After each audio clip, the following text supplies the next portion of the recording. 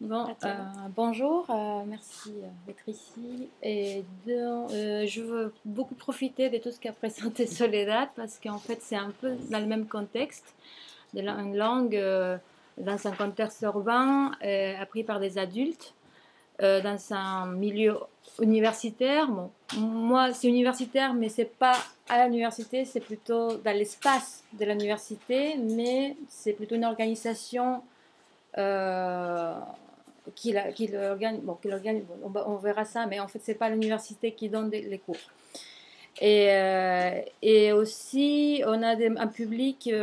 La grosse différence, c'est qu'ils ne sont pas normalement des futurs formateurs, c'est des futurs néolocuteurs, c'est des gens qui veulent apprendre. Après, on ne sait pas si ça va aussi, ça se peut aussi que ces gens-là, après, ils fassent le travail des formateurs. On verra. Mais en fait, en tout cas, ça m'aide beaucoup parce que pour voir les contextes euh, de mon terrain, ça se passe au Chili. Moi, je travaille le Mapudungun, qui c'est la langue des peuples mapuche. Et aujourd'hui, en fait, je voudrais parler de la pertinence des dispositifs d'immersion dans ces cadres-là. Ce qui m'intéresse, et c'est euh, et tout ce que ça peut apporter aussi. Donc, la situation socio-linguistique, vous voyez en Amérique du Sud, où il se trouve le Chili, la population, je vous laisse lire un peu, comme vous verrez par rapport aux chiffres. Le Chili il a 16 millions d'habitants et les personnes qui se considèrent un peuple autochtone, c'est environ 10%, un peu plus de 10%. Et il y a 9 peuples originaires reconnus par l'État. Donc les Mapuches représentent la population la plus grande, avec 1,5 million. Ça, c'est aussi, on ne parle pas des locuteurs, on parle des appartenances identitaires, on parle de chiffres donnés dans un recensement national. Donc, on n'a pas normalement des chiffres pour dire effectivement c'est 1,5 million, on ne le sait pas. Et on ne sait pas pourquoi les gens ils ont répondu oui, je suis Mapuche ou non. Et donc, ce contexte, ça se passe à Santiago du Chili, mais il faut marquer bien la migration vers cette région suite à des situations politiques, historiques, économiques. Il y a une migration de ce qu'on pourrait dire voilà, parce que, voilà, ça c'est la région de Mapuche à l'arrivée des Espagnols. Après, avec l'époque de la colonie, on pourrait parler de cette région-là plus importante, la région importante, les Mapuche plus importante. Donc ici, c'est la région de l'Araucanía, plus connue en France aussi, à l'Araucanía, et c'est cette capitale. Donc il y a eu une migration de ces secteurs-là vers la capitale, on parle de 700 km. Mais il ne faut pas penser à 700 km en Europe. Déjà, le Chili, c'est 4000 km et on parle d'un tout un pays. Donc, les allers-retours entre une région et une autre, on pourrait dire, c'est plus un continuum et c'est pas une démarque de pays comme si on aurait parti à l'étranger. C'est vraiment la même idée de pays. C'est pas... Donc, on parle de 700 km, c'est loin, mais on verra que c'est pas si loin avec la suite. Bon, voilà, par rapport les contextes sur la distribution avec les nombres de locuteurs, on voit clairement que les 50 ans et plus, c'est la plus grosse quantité de locuteurs. Donc on se trouve avec une langue en danger, mais voilà, on pourrait dire aussi, ça c'est encore des sources de recensement. Voilà. Et on pourrait parler des 14 000, il y a des autres linguistes qui sont fait 350 000, les autres, voilà, 105 000. Voilà, c'est juste pour contextualiser, on ne va pas aller... Mais ce que je voudrais dire, c'est que la politique linguistique au Chili, c'est État-nation monolangue, espagnol, comme seule langue d'enseignement. Donc, il n'y a pas de, comme au Mexique, ça n'existe pas cette idée des langues égales au niveau de la législation. Donc, je prends c'est pas bien marqué, voilà. Mais c'est décalvé, en fait, c'est une situation de glottophagie. Alors, pour la situation sociopolitique, en fait, voilà, c'est un statut minoritaire. Par contre, là, il faut que je présente vraiment un enjeu très important dans ma recherche, c'est qu'il s'agit d'une langue qui est revendiquée par un mouvement politique identitaire très fort derrière. Donc, les gens qui viennent dans les cours associatifs, on va dire, ils viennent par des raisons politiques, des raisons identitaires très très fortes.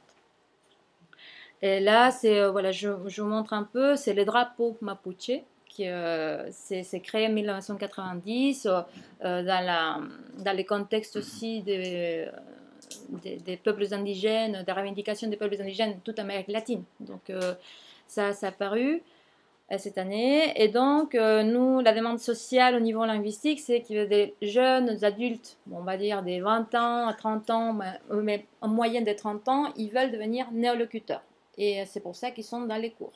C'est un peu ça, c'est parce que il y a une demande encore plus grande, une demande sociale qui est voilà, ça apparaît comme une demande que je venais à dire politique. Voilà, c'est un dessinateur qui a fait ça dans l'ambiance militante pour montrer en fait ça c'est des vrais panneaux qu'on retrouve dans les manifestations dans la rue. Donc, ça veut dire en défendant notre langue, pendant qu'il aura terre, et nous sommes Mapuche. Et Mapuche, ça veut dire les gens de la terre, en fait. Et le Mapudungun, ça veut dire le parler de la terre. Donc, c'est pour ça que les implicances avec le territoire et les demandes territoriales sont si fortes. Voilà, parce que pour être Mapuche, il faut avoir la terre. Il faut avoir une connexion, il faut savoir, il faut connaître vraiment. La cosmovision, c'est autour de la terre. Donc voilà, c'est pour ça que la terre, toujours avec cette idée de la langue, nous continuons notre lutte, nous vaincrons, et 10 fois nous vaincrons, c'est l'écrit d'hier, qu'on l'entend souvent dans tous les manifs Mapuche, Malichiweu. Alors, des questions qui se posent dans cette expérience des formations, d'enseignement, apprentissage Mapudungun pour des adultes, c'est si les expériences didactiques, effectivement, peuvent être efficaces pour la revitalisation. Est-ce qu'on fait la revitalisation ou est-ce qu'on fait l'enseignement et l'apprentissage ou est-ce qu'on fait l'introduction? Voilà, il y a plein de questions autour de ça et je pense que ça rapproche aussi à Soledad. Et comment est-ce qu'on apprend dans des situations d'enseignement-apprentissage? Est-ce qu'il est nécessaire l'adaptation des modèles d'enseignement des langues étrangères? Quel intérêt? C'est aussi dans l'idée de le cadre comme modèle pour se référencer sur l'enseignement de cette langue. Et au milieu de tous ces modèles d'enseignement, je parle de l'immersion comme un modèle qui ça pourrait être au croisement des méthodes ou bien faut-il chercher des nouvelles perspectives. Donc, dans la théorie, les premiers cours observés, les enseignants et les manuels utilisés ils disent que c'est l'utilisation des approches communicatives suivant les modèles le cadre européen. Dans la pratique, les dynamiques sont plus proches de la grammatique traduction. Donc, je me retrouve un peu dans la même situation qui venait de parler Soledad. Et les cours sont de préférence frontale, exposés en espagnol, la langue cible est transmise à l'écrit, et même les dialogues, les petites lectures. Donc l'expression orale, ça m'intéresse particulièrement, ça rejoint la lecture à notre voix. Donc voilà, ça c'est les premières choses que j'observe janvier 2011, quand je suis allée vers une formation là-bas. Et donc, quel modèle pour l'enseignement mais des adultes? Parce que là aussi, c'est parfois des emprunts de l'éducation interculturelle bilingue pour des écoles primaires. Donc, parfois, il y a des modèles comme ça qui se répètent, mais pour les adultes, c'est pas parfois adapté. Si on parle des parents, ils disent non, mon père il est décédé, il a longtemps, et voilà, c'est ça. Et donc, c'est parce qu'ils en parlent des gens parfois des 50 ans, voilà, il n'avait pas beaucoup de liens. Et surtout pour la motivation principale, c'est devenir néolocuteur. En fait, ces gens-là, ils veulent connaître non seulement des situations au niveau de la grammaire ou de comment on fait un dialogue, ils veulent savoir aussi des implicances culturelles plus importantes, parce que là, on parle d'un public mélangé. C'est un public soit qui s'est autodéfini comme Mapuche, parce que son grand-père, sa grand-mère sont issus de la migration et ils sont nés à Santiago, soit c'est des gens qui sont des Chiliens mais qui se retrouvent avec cette idée des Mapuche, des fiertés pour une langue originaire, soit il a des étudiants étrangers qui viennent aussi. En fait, c'est vraiment mélangé. Donc, mais tous, voilà, après, auprès des enquêtes, des discussions, tout ça, tous veulent être néolocuteurs et parler cette langue. C'était un peu le plus frappant de cette recherche. Bon, après, c'est la recherche d'un modèle voilà, pour un public adulte, 30 ans en moyenne, alphabétisé, niveau d'études secondaires universitaires, issu d'un contexte urbain, autodéfini comme Mapuche de Mapuche.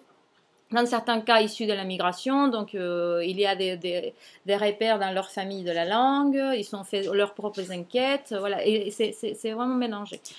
Et il y a des gens qui disent, voilà, je suis réceptif, parce que mes grands-parents y parlaient en cachette, j'ai entendu, et je comprends bien, voilà, et des néolocuteurs, des apprenants, qui sont depuis un an en train de prendre des cours et qui ils connaissent assez bien des choses de la grammaire, par exemple, qui peuvent faire des échanges. Et le plus important, c'est les motivations identitaires et affectives. Et là, c'est un peu le diagnostic par rapport à ça. Donc, à partir de ces diagnostics du public, je propose à cette équipe, dans le cadre d'une recherche participative, donc je peux participer participation observante. Je peux proposer l'immersion dans ces cas. Donc, il avait aussi dans l'équipe décidé, disait oui, on connaît des expériences au Mexique. Voilà, c'était pas des gens qui connaissaient, donc oui, on veut. Donc voilà, je présente un peu ça, la pratique immersive pour voir cette expression aussi de l'aspect culturel de la langue. Et connaître et apprécier les gens qui la parlent, leurs coutumes, leur manière de vivre et de penser, leur histoire, leur pays.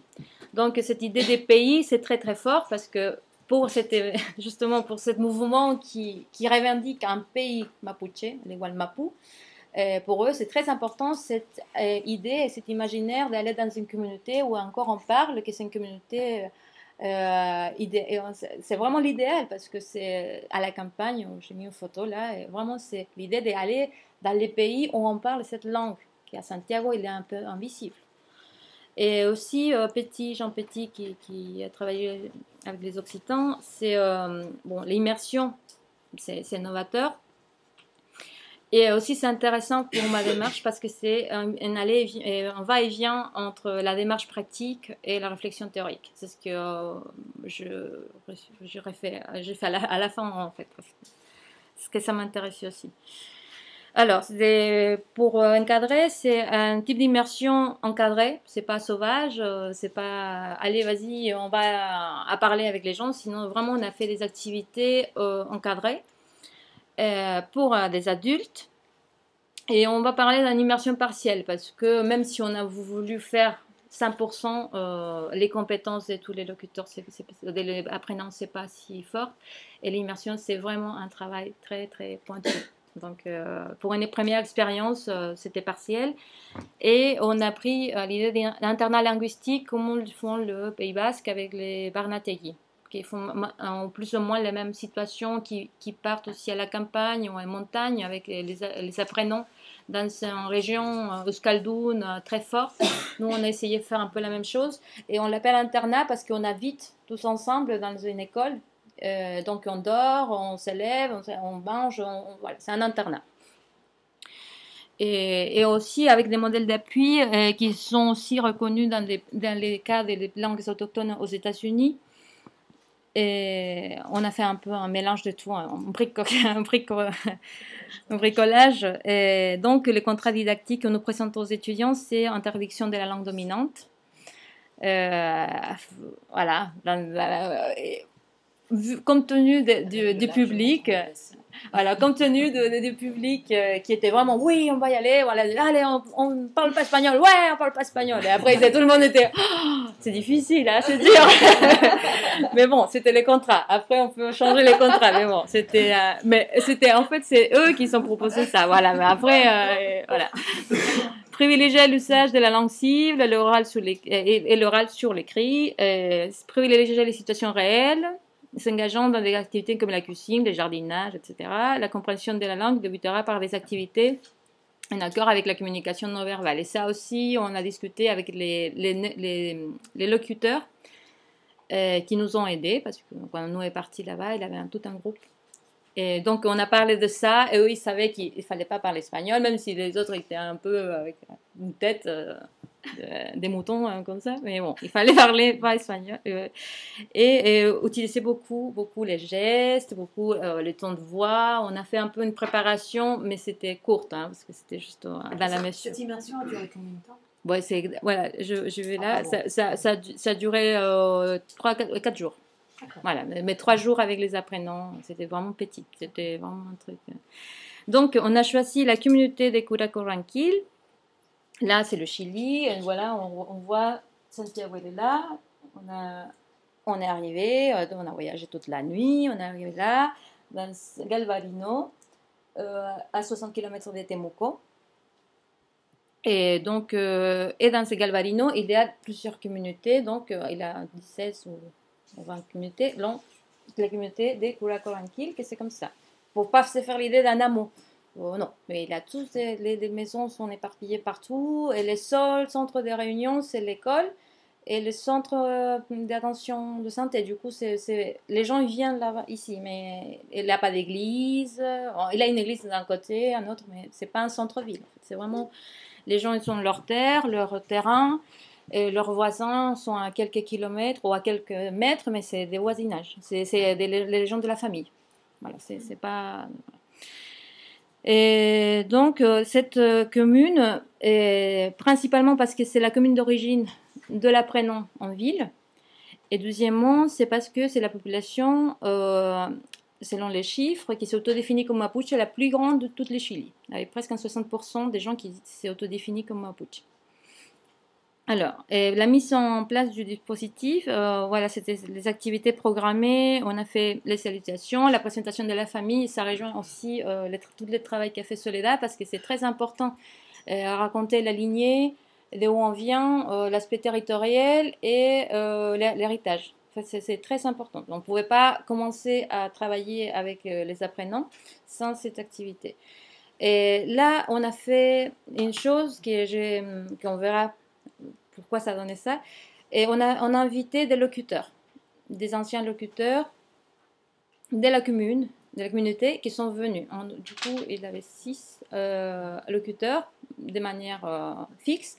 Il avait les autres qui étaient un peu, ils venaient, ils partaient. Mais bon, en gros, il avait 6 et on partait avec un groupe d'étudiants aussi, des 6 étudiants.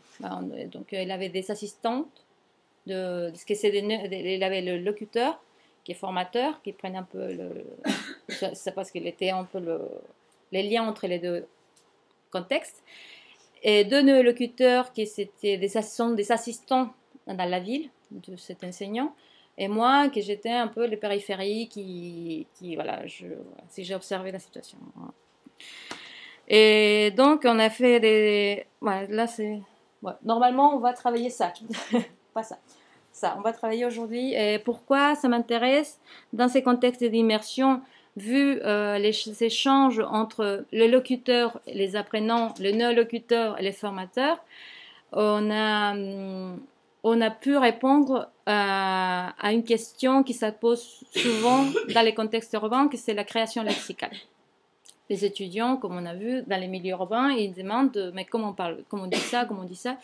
Donc, on dit l'immersion, c'est un un dispositif, on peut faire plein de choses et donc on pourrait faire l'atelier des créations et aussi parce qu'on a vu que c'était tellement parlant, on faisant une activité didactique, en regardant une vidéo et en faisant une narration, un discours narratif par rapport à une vidéo, et là, ah, mais comment on dit témoin? Mais comment on dit ça? Et comment on dit ça? Parce que voilà.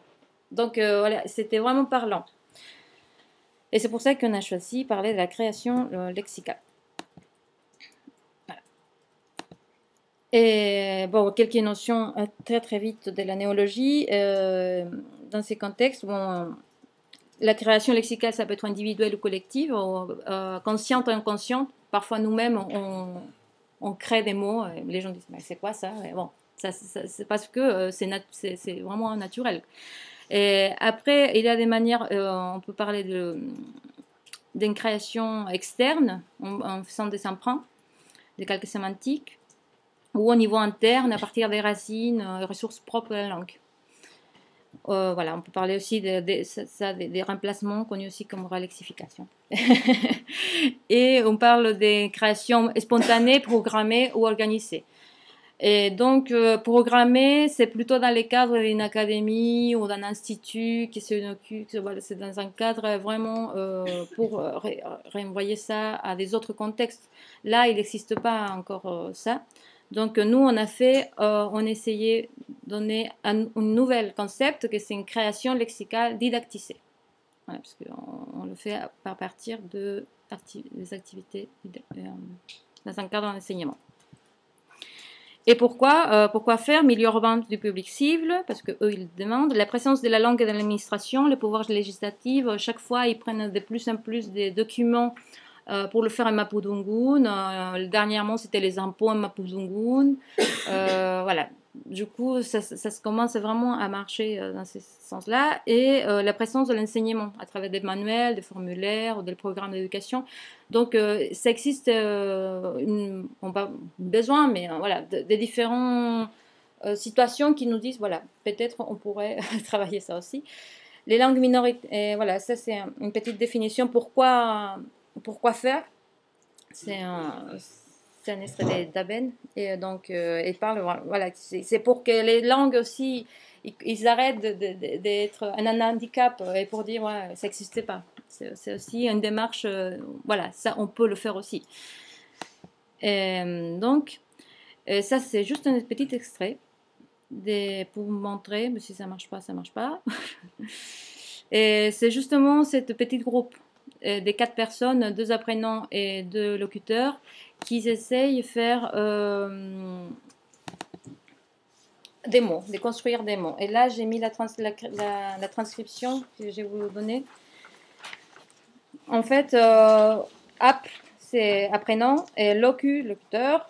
Donc, on voit une discussion entre tous les deux, pas entre mapudungun et espagnol, parce qu'ils sont dans une activité métalinguistique. Donc, ils se demandent comment parler, comment nommer l'antitranspirant, le déodorant. Donc, ça les posait des problèmes parce qu'à la fois, c'était non transpirant et déodorant. Mais qu'est-ce qu'on privilégie? Que ça transpire pas ou que ça fasse de l'odeur? Voilà. Mais, et du coup, ici, on trouve les deux choses, les mots transpirés, hein, presque la même chose, les deux dans un seul produit. Bon, en seul cas, l'objet non transpirant, comme c'est, non transpirant, non transpiré, non transpirant, et l'objet non transpirant alors, c'était vraiment une discussion par rapport voilà, un exemple ça, parce qu'il a eu plein des autres objets que les gens disaient, mais oui, mais c'est que ça, ou c'est que, voilà, c'est soufflé, ou, voilà, et après ça, j'ai vous mis dans les feuilles un tableau de création lexicale comme résultat de toutes ces discussions très riches dans ces contextes.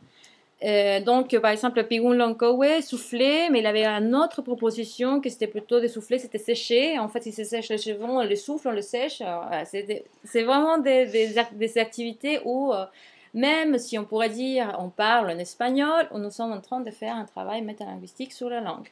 Donc, ça, ce que ça m'intéressait vraiment comme démarche dans ces contextes, comme une autre manière de faire. Ça, on ne peut pas le faire. Bon, peut-être on peut le faire aussi avec les langues standardisées, les grandes langues, mais on est beaucoup dans les préjugés de dire non, ça ne se dit pas comme ça, parce que voilà, c'est la loi ou la norme. Ici, on peut tout faire, on peut tout dire parce que oui, peut-être, c'est oui, mais on peut réfléchir. Voilà, c'est plus riche dans cet aspect-là. Après, pour se mettre d'accord, ça va être encore une autre discussion. Mais bon, et ça, en fait, j'ai mis les néologismes qui sont créés, l'explication, comment ils sont, bon, voilà, sèche-cheveux, micro-ondes, appareil photo. Donc, c'est instrument parce que, et vraiment, je l'utilise beaucoup dans l'idée de chose, c'est pluriel, nourriture. Et ouais, c'est instrument. Donc, en gros, c'est le lieu où le lieu, l'instrument qui c'est chaud pour les nourritures. Enfin, et après ça, c'était drôle, c'est l'appareil photo, c'est prendre visage, instrument, l'instrument qui prend les visages. Voilà, bon, après, c'était ordinateur, voilà, les mots l'instrument qui cache les mots. Voilà. On a vu que cacher les images à tout à l'heure. Voilà. Donc, voilà, et après l'aspirateur, et là c'était intéressant parce que c'était respirer, saleté, et c'était pas aspirer. Je sais pas si c'est à cause de que la langue n'a pas l'aspiration ou c'est parce qu'ils ont dit ah ça respire et voilà ça restait comme ça. Là je sais pas. Et là c'était drôle parce que c'est les écouteurs, c'est parce que les plus vieux des locuteurs il a un appareil parce qu'il est sourd.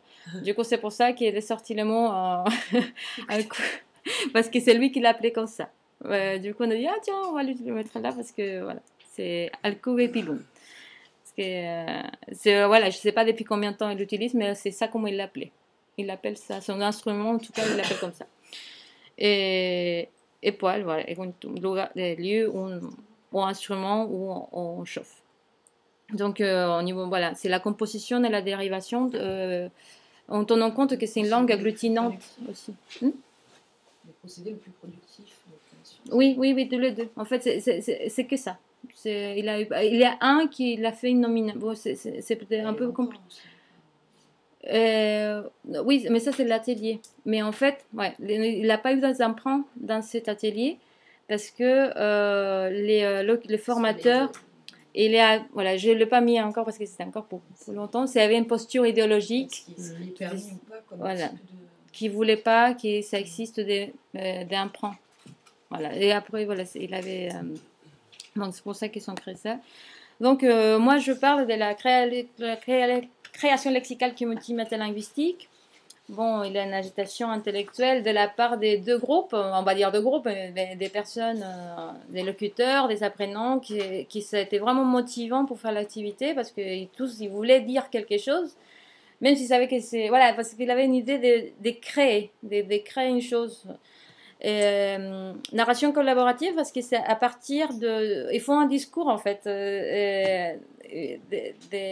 dans une activité à partir de la création lexicale mais ce qui permet de faire un projet commun de reconstruction de savoir. C'est pas tout à fait un qui a la parole, c'est vraiment dans un contexte communautaire qui permet aussi de faire les liens avec la culture. Il n'a pas une personne à la tête dans le contexte macro, mais c'est vraiment de la communauté qui décide. Donc ça me permettait aussi bien montrer ça, ou tout faire renforcer. Et répertoire linguistique asymétrique, et ça c'était une richesse, parce que le fait que les gens ne connaissaient pas, en fait ils disaient ça, et les apprenants, ouais, ça se dit pas comme ça, parce que, ah oui d'accord, et du coup ils apprenaient d'accord, plus des choses. Et donc la créativité, la réaction des connaissances. Parfois, les apprenants, c'était plus créatifs. Et donc ça permettait d'équilibrer les forces entre connaissance et créativité. Et ce qui permettait finalement une collaboration intergénérationnelle, que ça, je trouve que c'était le plus important dans ces contextes. Parce que si la langue est en train de disparaître, c'est parce que les contacts intergénérationnels ne se font plus. Donc, et les gens pensent que c'est très facile, mais dans un contexte où on ne se fait plus parce que c'est difficile de le faire, comment de manière artificielle ou didactisée, on peut dire, tiens, on peut le faire et ça marche, et les résultats qu'on peut recevoir. Et ça aussi permet, on arrive à la planification linguistique par les bas parce que c'est les gens, les propres locuteurs, les propres apprenants qui s'approprient de ces connaissances et de ces nouveaux termes. Et bon, c'est aussi ça fait un long débat sur les postures idéologiques autour de la création lexicale, comment éviter l'emprunt des postures puristes de la langue, mais en tenant compte que c'est un contexte différent à ce qui c'était pur, ou ce qu'on pourrait nommer pur. Revenir vers les mots anciens, les archaïsmes, c'est la même posture des locuteurs plus anciens qui disent bah, pourquoi on ne cherche pas dans notre langue, on disait comme ça avant, on pourrait le reprendre, ça existe un discours sur ça. Et aussi l'économie de la raccourcir, parce que l'économie linguistique, c'est important pour qu'elle soit utile et soit effectivement intéressant à l'utiliser. Donc, la réflexion, j'arrive à la fin. Et, si ces espaces physiques d'immersion avec une charge culturelle, identitaire, aident à l'acquisition de la langue ou pas, ou est-ce que ça se passe pareil dans la ville, ou c'est différent, quelle importance de ces échanges intergénérationnels. Et si l'enseignement est ville, et il faut changer les contenus par un mapodungun urbain, faire la différence, ou on reste dans les continuums ruralité-urbanité qui existent déjà au niveau des déplacements des acteurs. Et la réflexion métalinguistique, comment outil didactique pour l'enseignement à travers la création lexicale. Donc ça, c'est mes réflexions de presque fin de recherche. Du coup, j'ai pas trop analysé ça, mais je suis en train à la fin de les analyser. Et voilà, c'est un peu de référence. Et je vous remercie. Mapodungun, je mets Manium Kapuche.